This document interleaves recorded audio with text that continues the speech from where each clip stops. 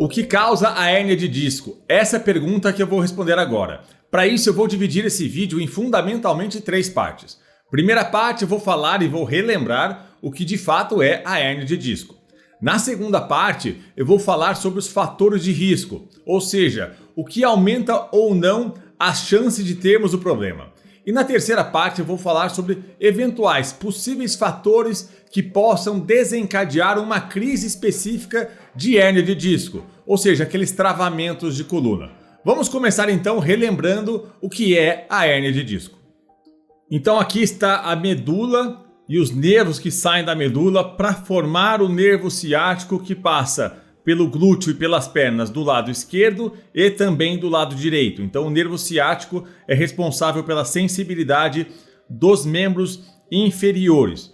O que é a hérnia de disco? Aqui está a nossa coluna vertebral, aqui a vértebra e aqui o disco intervertebral. O disco tem 2 partes fundamentais, o núcleo interno e o ânulo externo. Quando essa estrutura degenera, ela pode então escapar um pouco para trás, comprimindo a raiz nervosa que desce para a perna. Essa aqui é a hérnia de disco. E aí vai depender de qual nervo estiver comprimido. Se for da segunda vértebra lombar, L2, o paciente pode sentir dor aqui nessa região da coxa. Se for o de L3, essa dor pode descer aqui pelo joelho. Se a compressão for ao nível de L4, a dor costuma descer até o dedão do pé. Se for em L5, essa dor pode então envolver outros dedos do pé, como vocês veem aqui. E se for na primeira sacral, que é S1, a dor costuma descer por trás da coxa, pelo glúteo e por trás da coxa até o pé também. Agora um ponto muito importante da aula que são os fatores de risco. A gente poderia evitar esses fatores ou eventualmente minimizá-los sempre que possível. Para isso, vamos dar uma olhada um pouquinho mais aprofundada na estrutura do disco intervertebral. Então, esse é o disco intervertebral que eu mostrei naquela animação. Aqui é o núcleo mais gelatinoso, bem interno. Aqui o ânulo, que nós comparamos com cascas de cebola, mas são obviamente muito mais rígidos, muito mais resistentes. E aqui a placa terminal em cima e embaixo, que vai fazer o contato com a vértebra, com o osso. Então aqui está o disco e aqui começa a vértebra, o osso. O que acontece é que a irrigação sanguínea do disco intervertebral, ela de fato não é das melhores. Então as artérias saem aqui de dentro da vértebra, vão se ramificando e quando chegam aqui na placa terminal, elas são interrompidas. De modo que toda a nutrição, a irrigação sanguínea do disco é feita por um processo bem lento e talvez um pouco ineficaz, chamado então de difusão. Qualquer fator que prejudique ainda mais essa irrigação sanguínea pode levar a uma aceleração da degeneração desse disco intervertebral, aumentando as chances de termos uma hérnia de disco. Vamos aos principais deles então. Obesidade aumenta a chance de ter hérnia de disco, não só por aumento da sobrecarga no disco, mas por aumento da produção de substâncias inflamatórias pela gordura.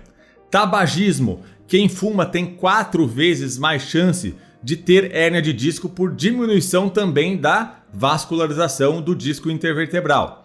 Genética também é muito importante, então nós sabemos que quem tem parentes de primeiro grau com hérnia de disco tem mais chance de ter problemas na coluna. Trabalhos que envolvam muita força física, muita curvatura da coluna vertebral também pode aumentar, de fato é pouco esse aumento, mas pode aumentar a incidência de hérnia de disco. Alguns esportes, como por exemplo tênis, golfe, também podem aumentar a chance de termos hérnias de disco. Isso quer dizer que não devo jogar tênis, que eu não devo fazer alguns esportes específicos ou que eu não devo trabalhar em alguma atividade que faça esse tipo de movimento? De forma alguma. Mas assim como os atletas, se você faz esse tipo de atividade, você deve se preparar para ela. Você deve ter um nível de atividade física que fortaleça as suas estruturas, em especial musculares, para que essa atividade não cause mais mal do que bem. Então, a leitura é: você deve se preparar, estar condicionado para esse tipo de atividade. E o último fator de risco é o gênero. Nós sabemos que homens tem 2 vezes mais chance de ter hérnia de disco quando comparado com mulheres. Existe alguma atividade, algum movimento específico que possa desencadear uma crise aguda de hérnia de disco? Até existem, claro que existem, mas mais de 62% das crises de hérnia de disco acontecem com um paciente em repouso, sem fazer nenhuma, como posso dizer, nenhum movimento mais brusco. Quando um movimento causa uma hérnia de disco aguda, causa uma crise, na maioria das vezes não é um movimento intenso. E é o que fala esse estudo científico publicado na Spine Journal em 2010, onde ele versa sobre os eventos desencadeantes associados aí com hérnia de disco. Isso de fato pode acontecer depois de pegar algo muito pesado, como carregar móveis, por exemplo, ou pode acontecer durante uma atividade física muito extenuante, onde o paciente pode de fato pegar uma quantidade muito maior de peso. Mas também pode acontecer com atividades corriqueiras, como por exemplo simplesmente carregar um filhinho pequeno. Em alguns casos, o paciente está tão sensibilizado que apenas um espirro pode causar esse tipo de crise. Atividades físicas mais tranquilas também podem cursar com uma crise de hérnia de disco aguda. E eventualmente, claro, mais raro, acidentes automobilísticos também podem causar.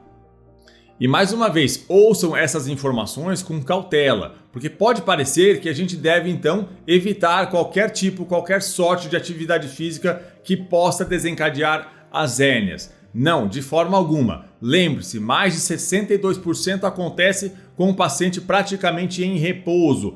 Inclusive, a gente sabe de outros estudos científicos que o sedentarismo ele é extremamente prejudicial para a saúde da coluna vertebral. Há um estudo publicado na Nature, que é uma das revistas mais importantes científicas do mundo, mostrando que corridas aumentam o grau de hidratação do disco intervertebral. Então, se você tem um problema de coluna, procure fazer atividade física e não o contrário.